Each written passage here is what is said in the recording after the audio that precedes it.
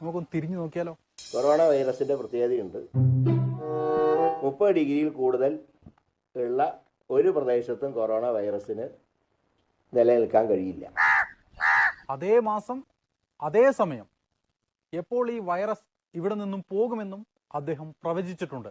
2 മാസം കൂടെ കഴിഞ്ഞാൽ കൊറോണ ഓട്ടോമാറ്റിക്കായിട്ട് അസ്തമിക്കും. ഇതൊക്കെ എവിടുന്ന് കിട്ടുന്നോ എന്തോ. ചൂട് ഒന്നുകൂടി കൂടിയപ്പോൾ സാറ് അഭിപ്രായം ചെറുതായിട്ട് ഒന്ന് മാറ്റി. വേൾഡ് ഹെൽത്ത് ഓർഗനൈസേഷന്റെ ഒരു കമന്റ് വന്നിട്ടുണ്ട്, കേരളത്തിലെ ജൂൺ ജൂലൈ മാസങ്ങളിൽ വീണ്ടും ഇത് ശക്തമായിട്ട് വരാൻ സാധ്യതയുണ്ടെന്ന്. അപ്പൊ 30 ഡിഗ്രി ശാസ്ത്രത്തിന് പോലും തെറ്റുമ്പോ ഞാൻ പറഞ്ഞ അഭിപ്രായത്തിന് അത്ര ശരിയാ സാറേ, വളരെ ശരിയാണ്. ഇനി ലൈവായി വരുന്ന കുറച്ച് സംശയങ്ങളാണ്. വട്ടിയൂർക്കാവ് നിയോജക മണ്ഡലത്തിൽ നിന്ന് പഴയൊരു പ്രേക്ഷകൻ ചോദിക്കുന്നു, എവിടെ നിന്നാണ് കോവിഡ് പടരുന്നത്? ഇപ്പോ കേരളത്തിലെ രോഗം വ്യാപിക്കുമ്പോ പല സർക്കാർ ആശുപത്രികളിലും ആണ് രോഗമില്ലാതെ ചെല്ലുന്നവർക്ക് രോഗം കിട്ടുന്നത്.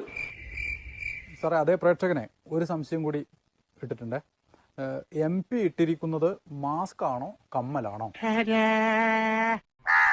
ന്യായമായും തോന്നാവുന്ന സംശയം. പക്ഷെ അത് ഇങ്ങനത്തെ വിഡ്ഢിത്തരം കാണിച്ചുകൊണ്ടുള്ള പ്രോട്ടോകോൾ ആവരുത്. നെക്സ്റ്റ്, വടകര നിയോജക മണ്ഡലത്തിലെ ഒരു പ്രേക്ഷകൻ ചോദിക്കുന്നു, PPE കിറ്റ് ധരിക്കുമ്പോൾ എന്തൊക്കെ ശ്രദ്ധിക്കണം? ഈ PPE കിറ്റ് ധരിക്കുന്നത് അത്ര സുഖമുള്ള ഏർപ്പാടല്ല. അത്ര സുഖമുള്ള ഏർപ്പാടല്ല എന്നാണ് സാറ് പറയുന്നത് കേട്ടോ. സാറേ പറഞ്ഞോ.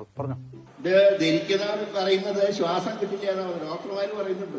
ശ്വാസം കിട്ടില്ല, വേർത്തൊലിക്കും. ഇപ്പൊ വിമാനത്തിലൊക്കെ ഈ കിറ്റുമായിട്ട് കയറിയാൽ വിമാനം പൊങ്ങുന്നവരെ ശ്വാസം മുട്ടും. കേട്ടില്ലേ? PPE കിറ്റ് ധരിച്ച് എത്ര പേരാണ് ശ്വാസം മുട്ടി മരിച്ചുകൊണ്ടിരിക്കുന്നത്? വാർത്തയൊന്നും കാണാറില്ല. തുറന്നോളൂ സാർ, തുറന്നോളൂ, കേൾക്കുന്നുണ്ട്.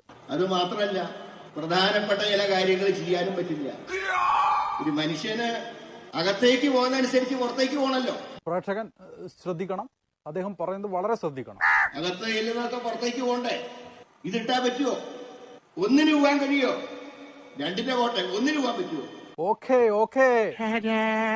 ഇതുപോലത്തെ ഐറ്റങ്ങൾ ഇനിയും കയ്യിലുണ്ടോ സാറേ? വല്ലതുണ്ടോ?